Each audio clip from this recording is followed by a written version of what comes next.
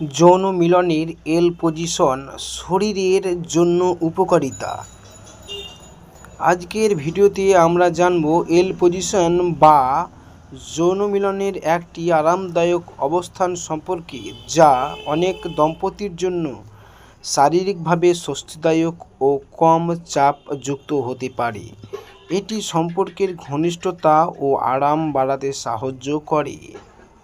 এল position মূলত এমন একটি অবস্থান যেখানে শরীরের কোনো এমনভাবে থাকে যে দুজনেরই শরীরের চাপ কম পড়ে। বিশেষ করে যাদের কোমর, পিঠ বা হাঁটুর সমস্যা আছে, তাদের জন্য এটি তুলনামূলকভাবে আরামদায়কও হতে পারে।